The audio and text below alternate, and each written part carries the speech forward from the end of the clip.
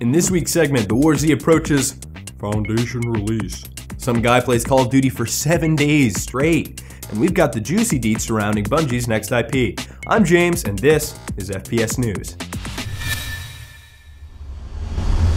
Hammerpoint Interactive has released details about the upcoming Foundation release of the War Z.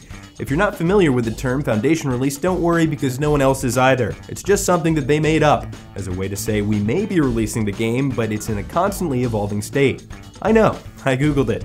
I love the fact that developers are putting so much support behind their games post-launch, but this has led to a bit of a tendency for many games to be released in a near-finished or unfinished state.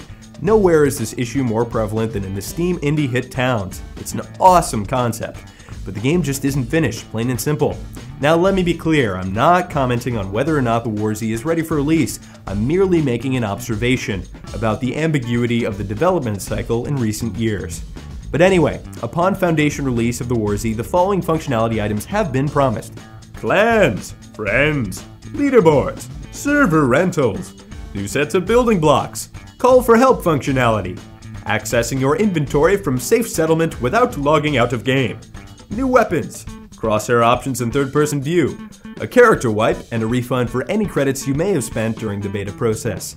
Hammerpoint has also announced that the game will be made available on Steam. However, no comments were made regarding inviting friends to your server via Steam Overlay, but one can certainly hope.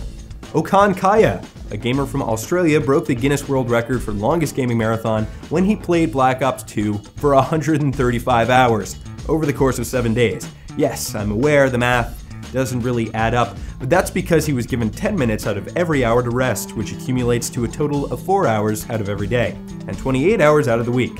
And while many people would insist that sleeping for 4 hours isn't really a gaming marathon, it does become much more impressive when you think about the fact that he did it for 7 days straight. And not to mention eating and pooping have to be factored into that 4-hour period.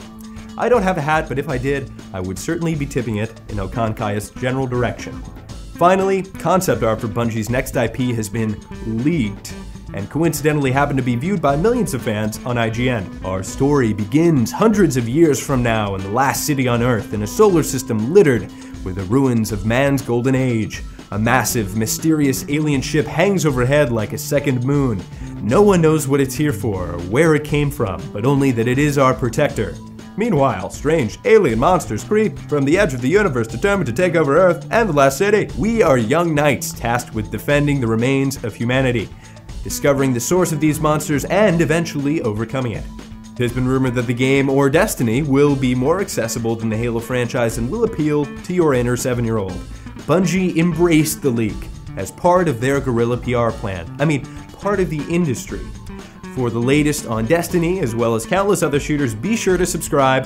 That does it for me, and thanks for watching FPS News.